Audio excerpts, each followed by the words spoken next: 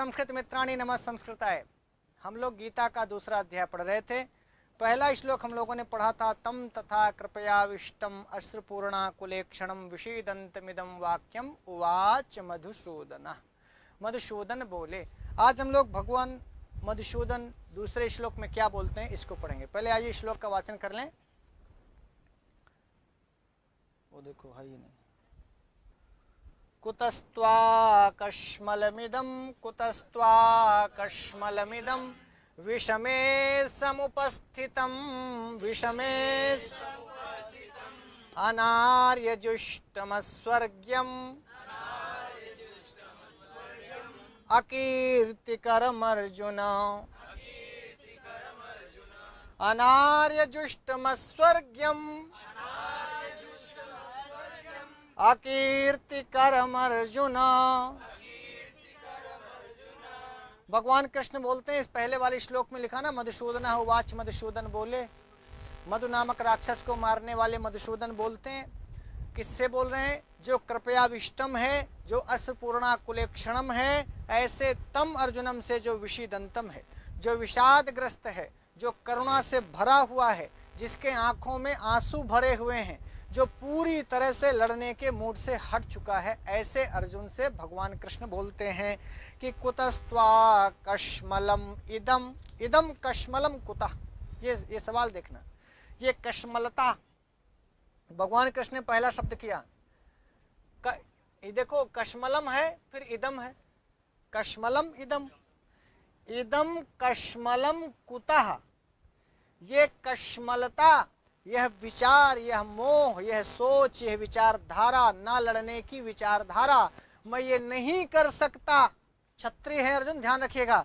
मैं ये नहीं कर सकता, मैं नहीं लड़ सकता, मेरा शरीर कांप रहा है, मेरा गांडीव हाथ से छूटता जा रहा है, मैं मोहग्रस्त होता जा रहा हूं। तो भगवान कृष्ण पहला प्रहार वहीं करते हैं कि बोले कि ये तुम सीखे कहां से, ये तुम्हारे मन में आया कहां से, ये तुम सोचे कहां से। इसलिए देखा लिखा कुतः, ये तो मैंने कभी सिखाया नहीं। मेरे दोस्त हो तुम, मेरे साथी हो, मेरे सखा हो, तो कुतः पहला सवाल ये कि तुम ये सीखे कहां से। देखिए जब बच्चा कोई गलती करता है तो मैं यही पूछती हूँ कि तुम कैसे सीखे, कौन सिखाया है, कहां सीखे हो, ये यही सवाल करता है।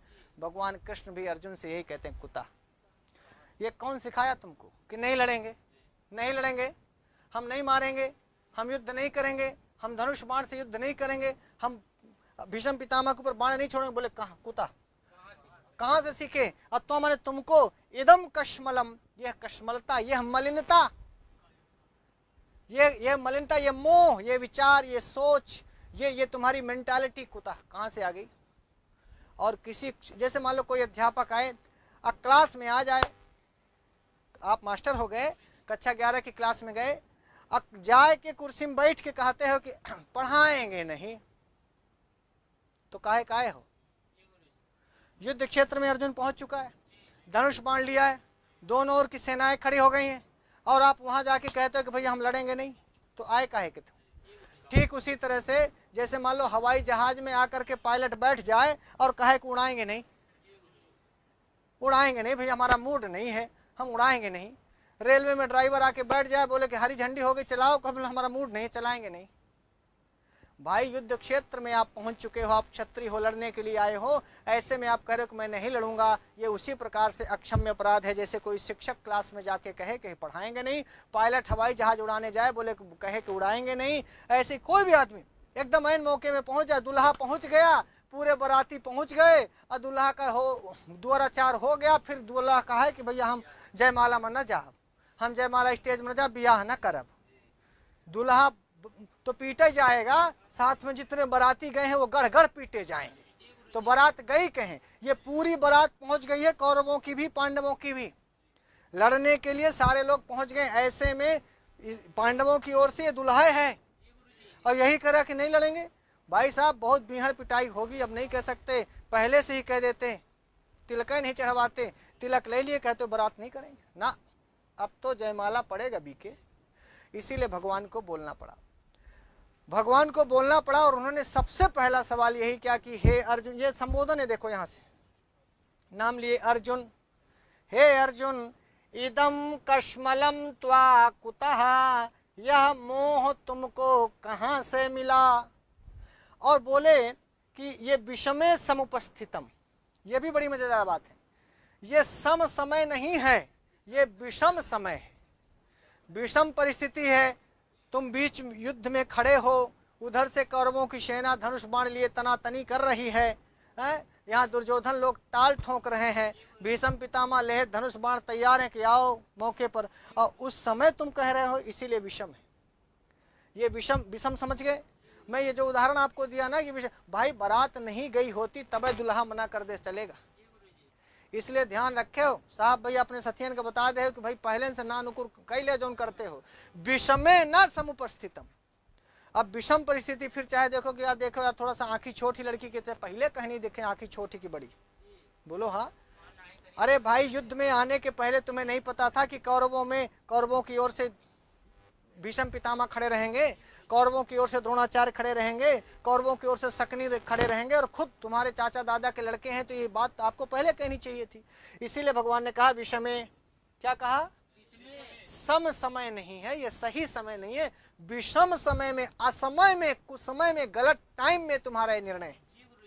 इस निर्णय बहुत लोग बोलते हैं कि भगवान कृष्ण लड़ने के लिए उकसाएं, भगवान कृष्ण जो है चाहते तो नहीं लड़ाई होती। अरे भगवान कृष्ण तो दूत बन करके गए थे कौरवों के यहाँ लल्लू लालो, भगवान कृष्ण तो आखिरी दम तक ये कहे कि ना लड़ाई हो ना लड़ाई हो, वहीं भगवान कृष्ण को बंदी बना करके दुर्योधन मारने के लिए तैयार हो गया था।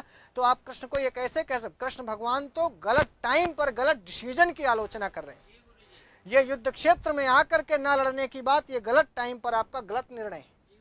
ये निर्णय तो आपको पहले लेना चाहिए था कि भाई साहब हमारी सेनाएं जब दोनों ओर से सामने खड़ी हो गई हैं तब ना करने की कोई बात नहीं होती, उसके पहले बातचीत कर लो। यदि पाकिस्तान और भारत की सेनाएं एकदम तनातनी सामने सामना खड़ी हो गई तब फिर युद्ध नहीं रुकेगा, बोलो हाँ या ना।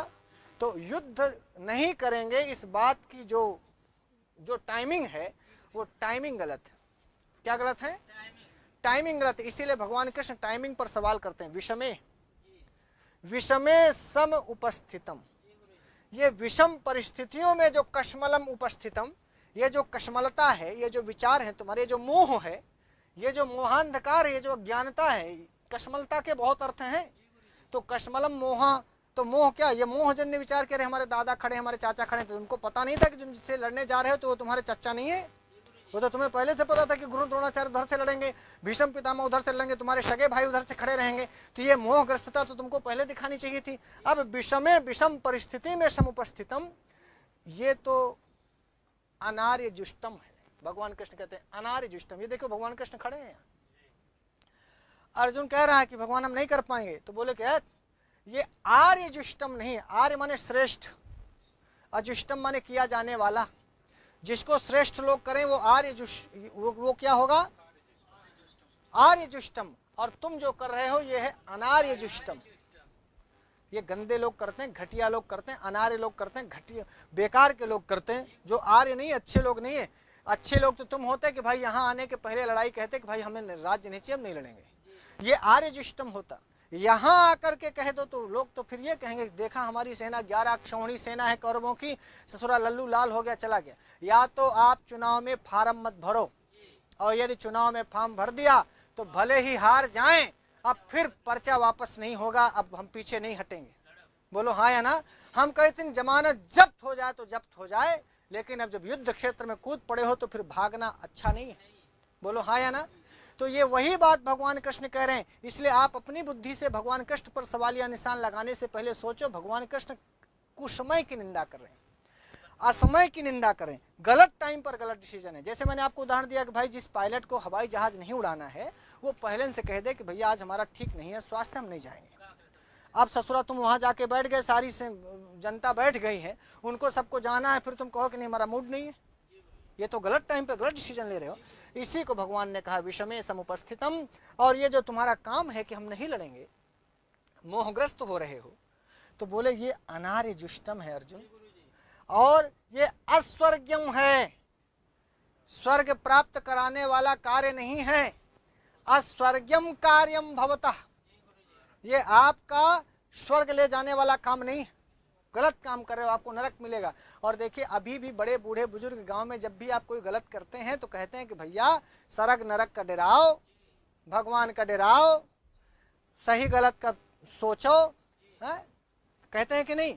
तो भगवान कृष्ण के जमाने में स्वर्ग और नरक की कितनी तगड़ी मानसिकता रही होगी।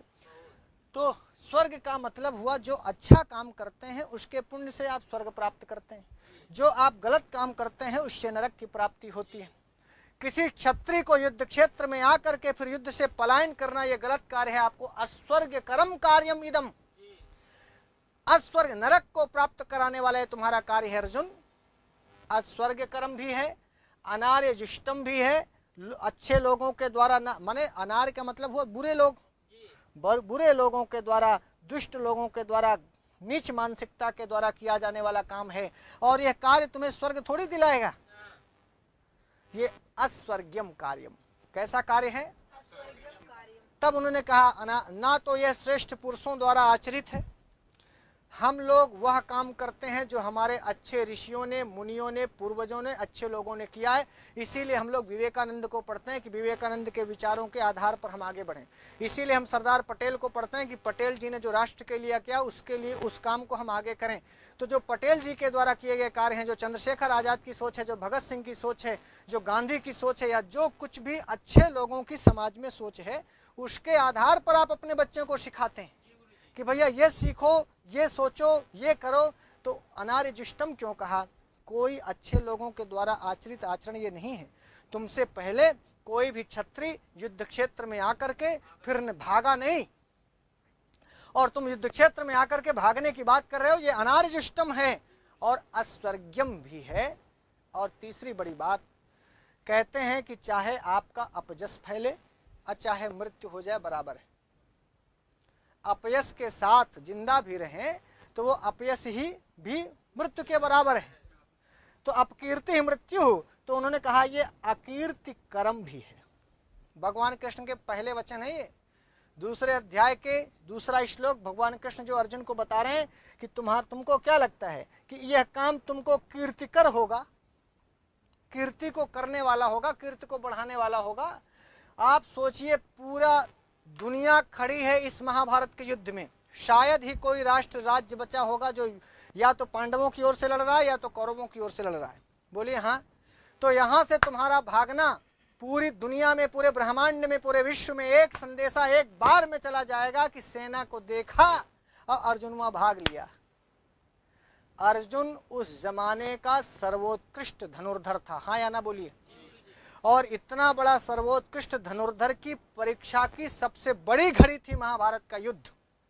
इसी महाभारत के युद्ध में अर्जुन को अपनी धनुर्धारिता का, अपनी विद्या का, समझ लो ये एग्जाम था सबसे बड़ा अर्जुन का, और इस एग्जाम हाल से भागने वाला है अर्जुन। क्षत्रिय का परीक्षण होता है युद्ध स्थल में। भाई गुरु द्रोणाचार्य ने सिखाया, ये तो आप महाभारत इतना तो पढ़े हैं कि सबसे बड़ा धनुर्धर के रूप में अर्जुन की ख्याति थी। तो आप बताइए, इस युद्ध में सभी की परीक्षा थी। भीम के गदा युद्ध की भी परीक्षा थी, जितने वहां पर योद्धा उपस्थित थे सबका परीक्षण था, उसमें अर्जुन का भी परीक्षण था। और अर्जुन के सबसे सच्चे साथी श्री कृष्ण थे। अर्जुन का फेल हो जाना श्री कृष्ण का भी फेल हो जाना होता। तो श्री कृष्ण भगवान को चिंता इस बात की है कि ससुरा ये तो फेल ही होगा, ये तो डूबेगा ही, सतमे में हमको भी ले डूबेगा। लोग कहेंगे कि बताओ, श्री कृष्ण भगवान इनका रथ हाँक रहे थे, पक्के साथी थे भैया, सखा थे, सखा भी थे और जीजा साला भी थे। बोलिए, सुभद्रा से विवाह भी तो हुआ था अर्जुन का, जो सुभद्रा भगवान कृष्ण की बहन ही तो है। तो जीजा साले का भी रिश्ता था, दोस्ती का भी रिश्ता था, और रथ हाँकने वाले सारथी का भी, रथी और सारथी का भी रिश्ता था। इतने सारे रिश्तों के बाद लोग ये नहीं कहते, जैसे यहाँ लोग कहते हैं कि देख लो साहब भैया सर्वक भूषण के साथ 24 घंटा रहते हैं, फेल तो हो ही गए। फेल साहब भैया भे, और उनसे ज्यादा बेइज्जती हमार भे। बोलो हाँ या ना। अब ये कोई नहीं देखेगा कि साहब भैया कह रहे थे कि सर ऐसा है, यह परीक्षा हमसे न देवाइए, अब ये पढ़ाई हमसे ना पढ़ाएगी, हम इतना नहीं पढ़ पाएंगे। तो फिर ये दायित्व बनता था हमारा कि जब जब भी आपके साथ रहने वाला कोई भी साथी हतोत्साहित हो, परेशान हो, तो आपको श्री कृष्ण भगवान से सीखना चाहिए कि यदि आपने रथ हाँकने की जिम्मेदारी ली है तो आपको समझाना तो पड़ेगा। 3 चीजें भगवान कृष्ण ने समझाई कि भैया ना तो ये तो ना आर्य जुष्टम भी नहीं है, तो कैसा काम है, अनार्य जुष्टम है। तुमको अनार्य जुष्टम करना है कि आर्य जुष्टम करना है। कोई आपसे पूछे वीरेंद्र विक्रम, आपके कुल खानदान में जितनी भाभियां आई सब ब्याह के आई, ये आर्य जुष्टम कार्य था। अब आप जो करने जा रहे हैं, मान लीजिए साहब भैया जो बता रहे हैं सूचना कितनी सही कितनी गलत, यदि आप भगा के ले आने वाले हैं तो गांधर्व विवाह में वो भी जातेतर, तो वो तो आर्य जुष्टम नहीं होगा ना।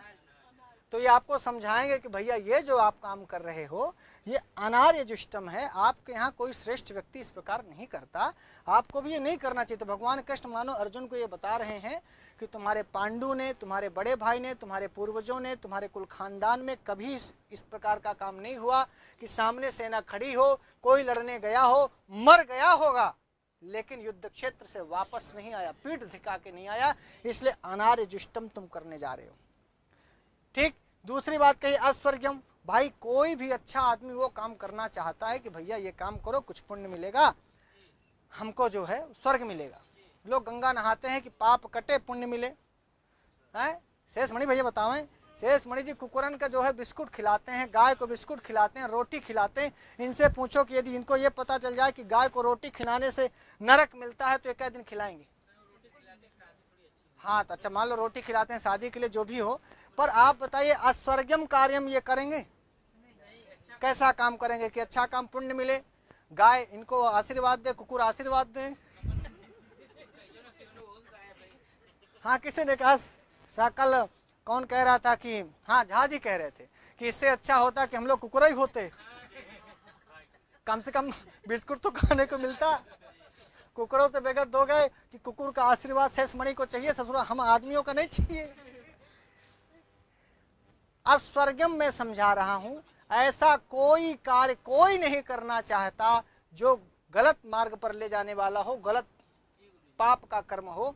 तो भगवान कृष्ण दूसरी बात डरवाए कि एक तो तुम्हारा अनार्य जुष्टम कार्य है ये, दूसरा अस्वर्गम कार्य है, तीसरा कोई आदमी काम करता है कि भैया नेम फेम हो, का हो, हाँ चाहे काबा, यूपी में काबा, चाहे इसी गाने को गा के हो, कुछ हो लेकिन कीर्तिकर होना चाहिए।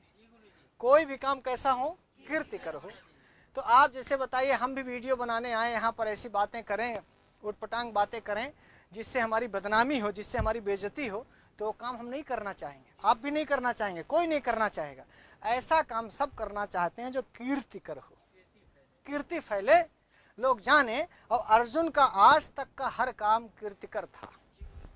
कैसा था भाई? नीचे देख करके कड़ाही में, ऊपर निशाना लगाना था किसमें? मछली की आंख में। उसके बाद द्रौपदी को मिलना था, द्रौपदी को ऐसे प्राप्त किए हैं। इतनी कठिन परीक्षा देनी होती, साहब भैया सावधान होकर सुन लो, एक मेहरारू पाने के लिए मछली ऊपर नाच रही होती है और नीचे देख करके मारना होता है। आपको पता है कि जब जो चित्र दिखता है तो जब मछली दूसरी ओर होती है तो वो चित्र दूसरी ओर दिखता है, पता है कि नहीं, उल्टा रहता है। तो ऐसे उल्टे में भी जिस व्यक्ति ने एकदम सटीक निशाना मारा है और इसके बाद द्रौपदी को पाया है उन्होंने, तब विवाह हुआ है। लोग ऐसे कह देते हैं सर मेरा ब्याह नहीं हुआ, मेरा ब्याह हुआ नहीं हुआ। अरे काठ परीक्षा दे हो ब्याह खातिर, ब्याह खातिर कोई परीक्षा दिए नहीं। द्रौपदी को पाने के लिए कितनी परीक्षा देनी पड़ी, या अकीर्तिकर समझ में आ गया।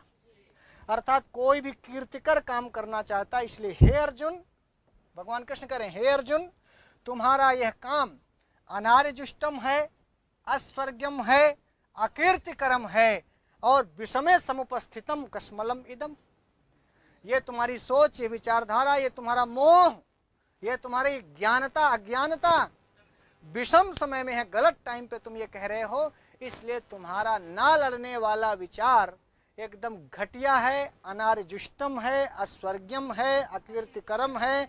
इसलिए हे अर्जुन तुम इस विचार को छोड़ दो, नहीं लड़ूंगा ऐसा कभी मत सोचो। और मैंने कल भी एक बात बताई थी आपको कि यह बात जब कोई आपका साथी बहुत भयानक रूप से अस्त्रपूर्णा कुलेक्षणम हो जाए, विषिदंतम हो जाए, कृपया विष्टम हो जाए तो आपका फर्ज बनता है कि उसको समझाने का स्थान चुना जाए, एकांत चुना जाए, अकेले में समझाया जाए और वह बात बताई जाए जो उसको चुभे, जो उसके हृदय तक पहुंचे। अर्जुन कोई काम अकीर्तिकर नहीं करना चाहेंगे, बोलिए हाँ, क्योंकि आज तक अर्जुन को कीर्तिकर काम मिला है ना। और अनार्यजुष्टम अर्जुन आर्यजुष्टम है, अच्छे लोगों का अनुसरण करने वाले हैं।